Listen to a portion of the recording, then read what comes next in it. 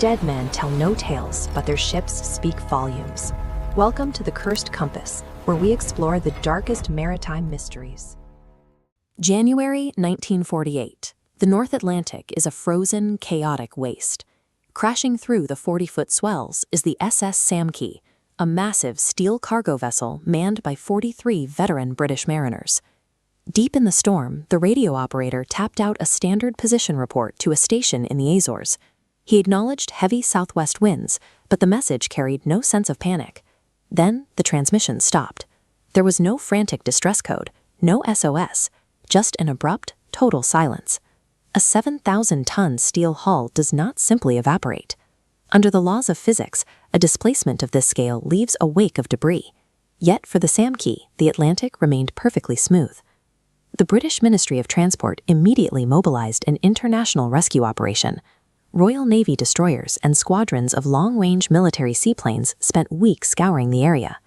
Across thousands of square miles of open ocean, searchers found absolutely nothing. They spotted no debris field, no wooden life rafts, and no oil slicks to mark a grave.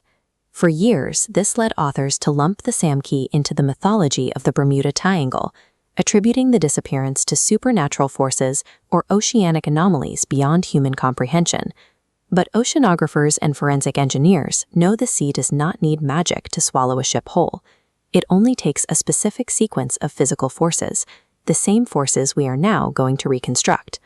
To understand the Samkey's demise, we have to look at her origins. Built in Baltimore during World War II, she was a Liberty ship, a vessel forged for utility and mass production to replace cargo ships faster than German U-boats could sink them. After surviving the war, the ship was handed a commercial assignment in early 1948, ordered to sail from London to Cuba to retrieve thousands of tons of raw sugar. The catch was that she had to make the outward journey entirely empty. This diagram shows the problem of an empty vessel. Without cargo weight pushing the hull down into the water, the ship rides high. Its center of gravity rises, leaving the entire structure unstable and difficult to steer in heavy seas. To add weight, port operators in London used massive dredges to scoop up 1,500 tons of wet, unrefined Thames River gravel, dumping it straight into the Samkey's lower holds. If this had been commercial cargo, regulations would have required shifting boards, heavy wooden walls built down the center of the hold to lock the material in place. But classified as temporary waste ballast, operators left the wet mud completely loose. When the Samkey cast off her lines, her crew sailed into the winter Atlantic riding atop 1,500 tons of loose, wet riverbed, with nothing to stop it from moving. On January 31st, a massive low-pressure winter storm hammered the ship. Battered by broadside waves, the Samkey endured violent rolls of 20 degrees. Looking at this cross-section, we see the angle of repose. This is the absolute physical limit a loose material can tilt before it gives way. The storm's rhythmic rolling acted like a giant vibrator, settling water within the ballast. Instantly, the gravel liquefied. The 1,500-ton pile collapsed, slamming against the port hull and locking the ship into a permanent tilt. This list submerged the port deck edge. Instead of rolling under the hull, thousands of tons of seawater crashed directly onto the deck, smashing through the vulnerable canvas covers of the cargo hatches.